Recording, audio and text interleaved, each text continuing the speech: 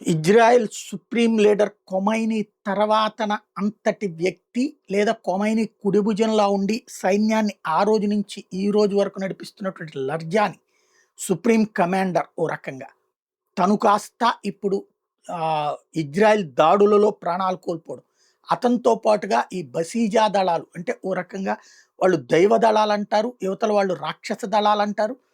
చివరికి సామాన్య ప్రజలు ఎవరైతే ఉద్యమించారో వాళ్ళందరినీ కూడా కొట్టి చంపడం, నడి రోడ్డు మీద కాల్చి చంపడం, నడి రోడ్డు మీద ఉరి తీసినటువంటి సులేమాని అనేటటువంటి నాయకుడు ఎవరైతే వాళ్ళ సైనిక బసిల్ దళాల హెడ్ ఉన్నాడో అతన్ని లేపేసినటువంటి ఇజ్రాయెల్ పెద్ద సంచలనం సృష్టిస్తే ఇప్పుడు ఆ ఇజ్రాయెల్కి చుక్కలు చూపించడానికి భారీ ఎత్తున దాడులు చేస్తోంది ఇరాన్.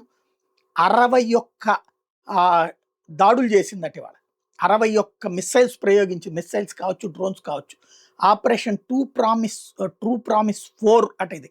అంటే ఫస్ట్ మొన్న దాడి దగ్గర నుంచి చూసుకుంటే ఇది 4వది అతి పెద్దదైనటువంటి 100 టార్గెట్లు ఇజ్రాయెల్లో ఉన్నటువంటి 100 లక్ష్యాలని ఛేదించడానికి, లక్ష్యాలను ధ్వంసం చేయడానికి ప్లాన్ చేసింది.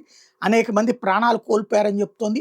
ఒకవైపున ఇరాన్ దాడి చేస్తున్నటువంటి సందర్భంలోనే లెబనాన్ నుంచి హెజ్బుల్లా, ఇరాక్ నుంచి ఇరాకీ గ్రూప్స్ కూడా పెద్ద ఎత్తున దాడులకు దిగినాయి.